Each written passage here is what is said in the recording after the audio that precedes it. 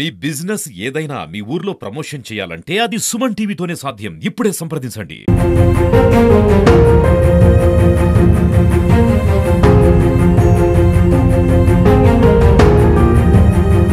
Welcome to Suman TV. Chittoor జిల్లా పుంగనూరు నియోజకవర్గం రొంపిచెర్ల మండలంలో ఉన్నాము. రొంపిచెర్ల మండలంలో జాండ్లవారిపల్లి సర్పంచ్ దేవలపల్లి నాగిరెడ్డి ఆత్మహత్య చేసుకుని దుర్మరణం చెందినారు.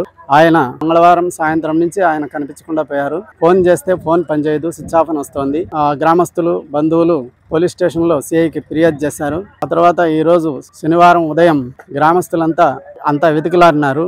మడ్డిగుట్టలో వేప చెట్టుకి ఆయన పంచతోనే ఉరి వేసుకొని ఆత్మహత్య చేసుకున్నట్టు కనుగొన్నారు. వైఎస్ఆర్ కాంగ్రెస్ పార్టీలో సర్పంచ్గా జాండ్లవారిపల్లికి మొట్టమొదటి సర్పంచ్గా ఆయన ఎన్నికయ్యారు. సర్పంచ్ చనిపోయినాడన్న విషయము తెలియడంతో గ్రామస్తులంతా దిగ్భ్రాంతికి గురైనారు. పోలీస్ స్టేషన్లో కుమారుడైనటువంటి కిరణ్ కుమార్ రెడ్డి ఛాతీలో నొప్పితో చనిపోయినట్లు పోలీస్ స్టేషన్లో ఫిర్యాదు చేశారు.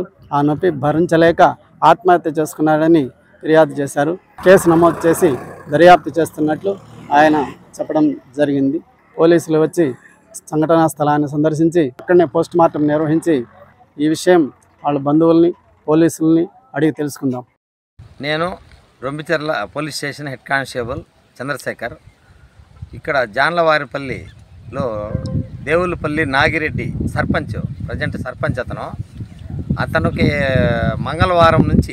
మంగళవారం తెల్లారి ఇంట్లో నుంచి బయట వచ్చినాడు. పీలేరుకి పోయినాడు. పీలేరు నుంచి రొంపిచెర్లకు వచ్చి రొంపిచెర్ల ఎంఆర్ ఆఫీస్లో ఏదో పని ఉండే అతను చూసుకొని మళ్ళీ సాయంత్రం 3 గంటలకు అక్కడి నుంచి బయలుదేరి వాళ్ళ ఊరికి వచ్చినాడు. మార్గ మధ్యంలో వాళ్ళ కారు డ్రైవర్తోనే నాకు ఇక్కడ పని ఉంది, వేరే వాళ్ళు నా కోసం వస్తారు, నువ్వు ఇంటికి వెళ్ళి ఇంటికాడ పని చూసుకో అని చెప్పి పంపించేసినాడు. తర్వాత అతను అప్పటి నుంచి కనపడలేదు. కనపడక చుట్టుపక్కల వాళ్ళందరూ వెతుకుతూ ఉండారు, దొరకలేదు. ఈరోజు ఉదయం 6 గంటలకు వాళ్ళ గ్రామస్తులు అందరూ ఒక 20-30 మంది అంతా చుట్టుపక్కల వెతుకుతూ ఉంటే జాండ్లవారిపల్లి దగ్గర ఒడ్డుగుట్ట దగ్గర యాపమానకు ఊరేసుకొని అతని పంచితోనే ఊరేసుకొని చనిపోయినాడు.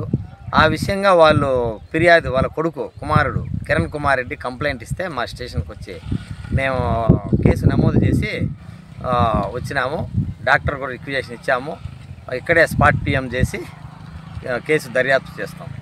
సూసైడ్ చేసుకోవడానికి కారణాలు ఏమన్నా? సూసైడ్ అతనికి ఛాతీ నొప్పి అని చెప్పి చాలా రోజులుగా ఛాతీ నొప్పి స్ట్రోక్ ఉండదని చెప్పి హార్ట్ స్ట్రోక్ అని చెప్పి దానికోసం ట్యాబ్లెట్స్ అంతా వాడుతున్నారు, నాటు మందులు వాడుతున్నారన్నారు. కానీ అది ఎంతకీ నయం కాకపోగా జీవితం పైన విరక్తి చెంది చనిపోయినాడని చెప్పి వాళ్ళ కొడుకు కిరణ్ కుమార్ రెడ్డి కంప్లైంట్ ఇచ్చారు. ఆయనకి ఏజ్ ఎంత సార్? నాగిరెడ్డికి 70. ఆయన కొడుకు. మీ పేరు? కిరణ్ కుమార్. మంగళవారం ఉదయం 6:30కి అట్లా బయలుదేరిపోయినాడు. పని ఉందని చెప్పి ఆయన ఎక్కడెక్కడ తిరిగినట్టు తెలీదు. పని ఉందని చెప్పి ఏం పని చూసుకున్నాడు తెలియదు మనకి. తర్వాత డ్రైవర్ని కారు రిటర్న్ పంపించినప్పుడు ఇక్కడ వచ్చి పంపించినాడు. ఇంటికి పంపించేసి కారు నేను పని నుంచి పోతానని చెప్పి పోయినాడు. అంతే. మళ్ళీ తర్వాత ఏం తెలియదు. మామూలుగా అప్పుడప్పుడు ఆయన ఎక్కడెక్కడ వర్క్ మీద పోతా ఉంటారు 1-2 డేస్ అని చెప్పి మేము అట్లా అనుకున్నాము. తర్వాత వచ్చిందే డౌట్ వచ్చింది. ఫోన్ పని చేయకపోతే పూర్తిగా బయట పోయినా ఎప్పుడైనా ఫోన్ పని చేస్తానండి. పూర్తిగా పని చేయకపోవడం వల్ల డౌట్ వచ్చి మళ్ళీ సార్ పోలీస్ స్టేషన్ కూడా మాట్లాడారు. మీకేమైనా అనుమానం ఉందా? ఏం అనుమానాలు ఏం లేదు, అర్థం కావడం లేదు. ఎట్లా చనిపోయినాడు అని ఏమన్నా తెలుసా? అదే ఏం తెలియదు, ఐడియా లేదు.